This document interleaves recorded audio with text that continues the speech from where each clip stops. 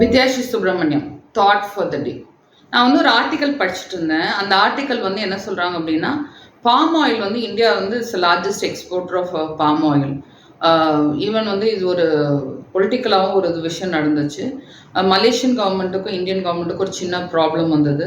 Problem வந்தப்போ கூட இம்மீடியட்டாக இந்தியா வந்து இல்லை, நாங்கள் வந்து பாம் ஆயில் எக்ஸ்போர்ட் வந்து எங்களுக்கு வேண்டாம் அப்படின்னு சொன்ன உடனே மலேசியன் கவர்மெண்ட் வந்து இல்லை, ஓகே நீங்கள் சொல்கிற மாதிரி நாங்கள் பண்ணுறோம் அப்படின்னு ஒரு ஈல்டான மாதிரி ஒரு விஷயம் படித்தேன். அந்த விஷயத்துக்கு நான் டீப்பாக போகலை. நான் படித்த இன்ஃபர்மேஷன் நான் வேறு மாதிரி இன்டர்பிரேட் பண்ணுறேன், நான் வேறு மாதிரி புரிஞ்சுக்கிறேன், அது உங்களோட ஷேர் பண்ணுறேன். பாம் ஆயில் அப்படிங்கிறது வந்து ஒரு பாம் ட்ரீலேருந்து வர ஆயில், ஓகேங்களா? அந்த ஆயில் வந்து நல்லது இல்லைன்னு சொல்கிறாங்க. நல்லது இல்லைன்னு சொல்லும் போது, ஆனால் அந்த ஆயில் வந்து இம்போர்ட் பண்ணு, ஏன் அப்போ இந்தியா இம்போர்ட் பண்ணுது அப்படின்னா, இன்னும் இந்தியாவோட பாப்புலேஷன் ரொம்ப பெருசு. அவங்களுக்கு என்ன வேணும், அந்த ஆயில் வந்து எங்கேருந்து வரும் அப்படின்னு பார்த்தீங்கன்னா, நம்ம விவசாயிகள் பண்ணுற கடலையிலேருந்தோ, எள்ளுலேருந்தோ, தேங்காயிலேருந்தோ, ஆமணக்குலேருந்தோ தான் நம்ம எண்ணெய் எடுக்கிறோம். ஆனால் இதை தவிர வந்து நார்த்தில் பார்த்தீங்கன்னா மஸ்டர்ட் ஆயில், கடுகுலேருந்து கடுகு எண்ணெய் தயாரிக்கிறாங்க, அந்தந்த ரீஜனில் எடுக்கிறாங்க.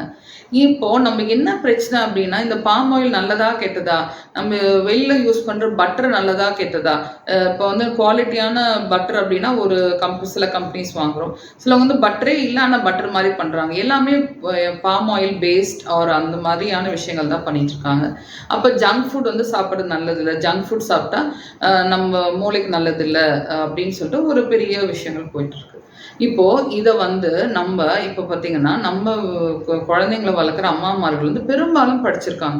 ரொம்ப ரொம்ப கம்மியான பேர் தான் படிப்பு இல்லாமல் விஷயம் தெரிஞ்சுக்காம இருக்கிறவங்க இருக்காங்க.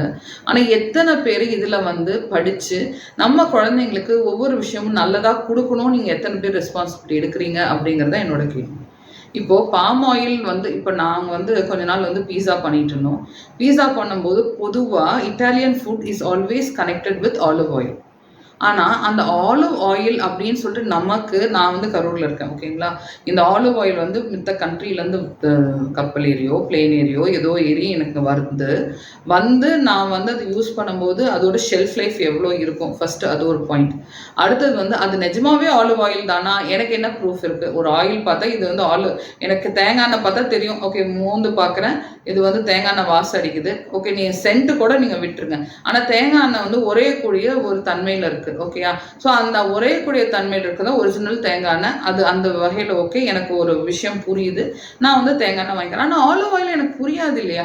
ஆலிவ் ஆயில் இது நிஜமாவே ஆயில் தானா அப்படின்னு எனக்கு புரியாது. அப்போ நான் பீஸா பண்ணும்போது என்ன பண்ணேன் அப்படின்னா, நான் வந்து என்னோட பீஸா வந்து தேங்காய் எண்ணெயில் தான் பண்ணேன். ஆனால் என்னோட தேங்காய் எண்ணெய் வாசம் வந்து பீஸாவில் வந்தால் பீஸாவோட டேஸ்ட்டே கெட்டு போயிடும். அப்போ நான் என்ன பண்ணுவேன்னா, அந்த தேங்காய் எண்ணெயில் அந்த வாசம் வராமல் இருக்கிறதுக்கு நான் வந்து நிறைய பூண்டு போடுவேன். பூண்டு போட்டு அந்த எண்ணெயோட வாசத்தை எடுத்துட்டு அப்புறம் அந்த எண்ணெயை வந்து நான் வந்து பீஸா தயாரிக்க யூஸ் பண்ணுவேன். அந்த மாதிரி நீங்கள் உங்களோட வீட்டில் செய்கிற ஒவ்வொரு விஷயமும் ஆழ்ந்து சிந்திக்கிறீங்களான்னு நீங்கள் பார்க்கணும்.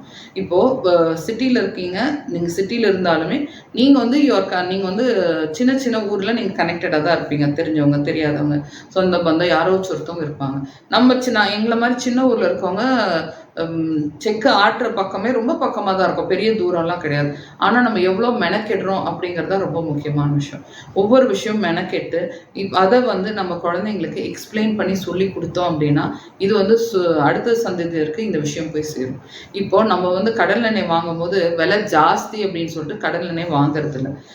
அதே மாதிரி தேங்காய் எண்ணெய், விளக்கெண்ணெய் எல்லாம் நம்ம வந்து யூஸ் பண்ணுறோம். பெரும்பாலும் நம்ம ஏரியாவில் வந்து 4 விதமான எண்ணெய் யூஸ் பண்ணுறோம்: நல்லெண்ணெய், விளக்கெண்ணெய், கடலெண்ணெய், தேங்காய் எண்ணெய்.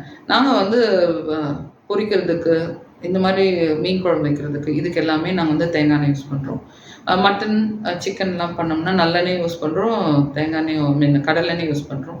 பருப்பெல்லாம் வேக வச்சா முக்கியமாக விளக்கெண்ணெய் ஊற்றாமல் நாங்கள் வேகவே வைக்க மாட்டோம். ஸோ 4 விதமான ஆயிலும் யூஸ் பண்ணுறோம். இப்போ இந்த ஆயில் இல்லாத மித்த ஆயில் வாங்கும்போது ஒன்று அது விலை குறைவாக இருக்குது, இன்னொன்று வந்து அதோட தரம் நமக்கு என்னென்னு தெரியாது. இப்போ நம்ம சொல்கிற ஆயில் வந்து பார்த்திங்கன்னா கொஞ்சம் 4-5 பேர் சேர்ந்து நம்மளே போய் ஒரு தேங்காய் வாங்கி அதில் இருக்கிற சொத்தையெல்லாம் எடுத்துகிட்டு நல்லா காய வச்சு அரைச்சி கொண்டு வந்து அதை வந்து வெயிலில் வச்சு ரொம்ப நாள் யூஸ் பண்ணாமல் ஒரு 6 பேர் சேர்ந்து யூஸ் பண்ணுறோம் அப்படின்னா every 3 months or every 6 months வந்து நம்ம வந்து சேர்ந்து எண்ணெய் ஆட்டி அதை வந்து நம்ம யூஸ் பண்ணோம் அப்படின்னா இது என்னன்னு தெரிஞ்சு நம்ம யூஸ் பண்ணலாம். அதே மாதிரி கடலை வந்து நல்லா கடலையை வாங்கி கடலை இருக்கிற சொத்த கடலையை முக்கியமாக நம்ம ரிமூவ் பண்ணிடணும். சொத்த கடலையை ரிமூவ் பண்ணிட்டு அதை வந்து ஆட்டி அதை வந்து அகெயின் நம்ம 5-6 பேர் ஷேர் பண்ணி பாருங்க. இந்த மாதிரி விஷயங்கள் நம்ம கம்யூனிட்டி பேஸ்டாக தான் இருந்து ஆகணும். 5-6 பேர் ஷேர் பண்ணி அதை வந்து நம்ம யூஸ் பண்ணலாம். விளக்கெண்ணையும் அதே மாதிரி, நல்லெண்ணையும் அதே மாதிரி.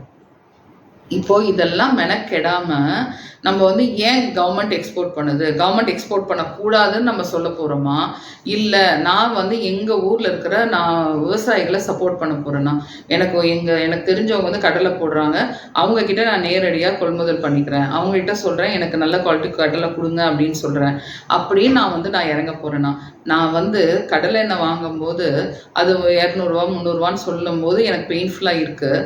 ஆனால் நான் வந்து ஹெல்த் இன்சூரன்ஸ் கட்டுறதுக்கோ, இல்லை நான் வந்து மித்த செலவு, அதாவது நான் வந்து ஜங்க் ஃபுட், நம்ம ஒரு ஃப்ரைட் சிக்கன் வீட்டில் பண்ணும்போது ஒரு ரேட்டு, இது வெளியில் வாங்கும்போது வேறு ரேட் இருக்கும். சம்டைம்ஸ் வெளியில் வாங்க சீப்பாக கூட இருக்கும், ஏன்னா நம்மளோட லேபர் எல்லாம் இதில் சேர்த்திருக்க மாட்டோம்.